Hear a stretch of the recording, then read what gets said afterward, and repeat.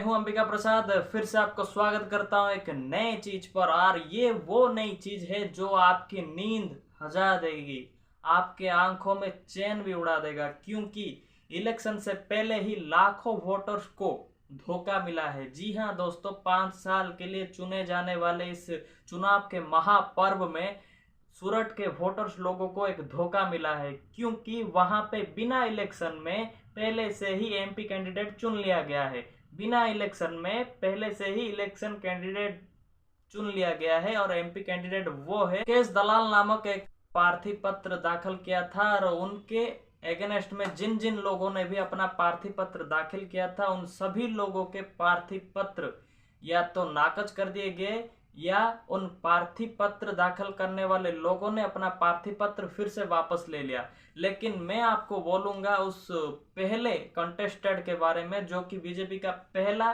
Contested माना जाता है, कांग्रेस के उम्मीदवार। जी हाँ, कांग्रेस के उम्मीदवार वहां पे थे नीलेश कुंभानी जी। नीलेश कुंभानी जी को जिन तीनों ने प्रस्तावित किया था, उन प्रस्तावितों के द्वारा किए गए हस्ताक्षर उन लोगों ने एक चीज में खारिज कर दिया। जी हाँ, उन प्रस्तावितों ने कह दिया कि ये हस्ताक्षर हम लोगों ने नहीं किया है। तो इसके द्वारा नीलेश कुंभानी जी, जो कि कांग्रेस के प्रत्याशी थे सूरत से एमपी उम्मीदवार, उनका प्रत्याशी पत्र खारिज कर दिया है डीईओ सौरभ फर्श ने। जी हाँ दोस्तों, इलेक्शन के इस महामाहौल में बीजेपी स्टेट मुख्य ने भी ये कह दिया है कि पहला कमल भारतीय जनता पार्टी के द्वारा प्रधानमंत्री को मुकेश दलाल ने दे दिया है। और वो भी मैं कहूंगा पूरे दलाली के साथ, क्योंकि लाखों के तादाद पर महिला, युवा और युवक वोटर वहां पे रहे हैं सूरत में, जहां पे कि वो चाहते थे और चाहेंगे तो किसी भी दल को या किसी भी इंडिपेंडेंट के कैंडिडेट को अपना एमपी चुन सकते थे। लेकिन उनके द्वारा वोट दिए जाने से पहले ही मुकेश दलाल को एमपी बना दिया गया, और वो भी निर्द्वंद्व में।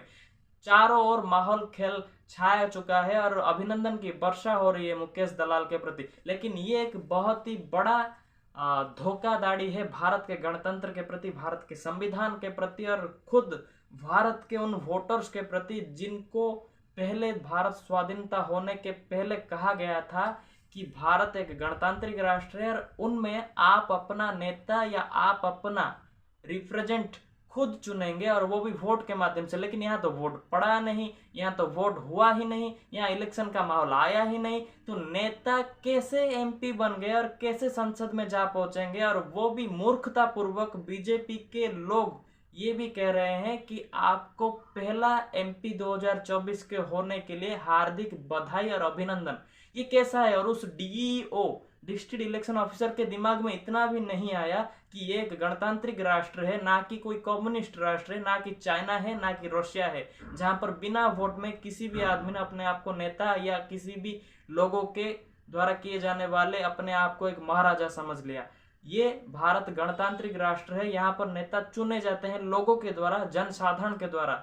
मैं आपको कह रखूं कि गुजरात में कांग्रेस पार्टी और आम आदमी पार्टी दोनों मेंट करके चुनाव लड़ रहे हैं। कुल 26 लोकसभा सीटों में से 24 में कांग्रेस प्रतिद्वंदिता कर रही है और 2 सीटों में से आम आदमी पार्टी की प्रतिद्वंदिता कर रही है। लेकिन एक सीट तो खारिज हो चुका है अब तक कांग्रेस के प्रत्याशी द्वारा, और वहां पर कमल खिल चुका है।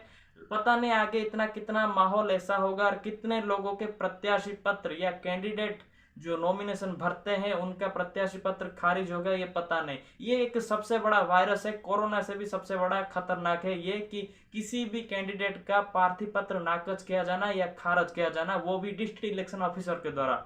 आपका क्या मायना रखता है कि इस चुनाव के माहौल में कैंडिडेट को केवल और केवल हस्ताक्षर के लिए, अपने आप को रिप्रेजेंट करने के लिए और उम्मीद के लिए किसी भी हक से दूर ले जाना कितना सही है और कितना गलत है? और वो भी गणतांत्रिक जैसे राष्ट्र में, भारत जैसे राष्ट्र में। कमेंट में बताइए।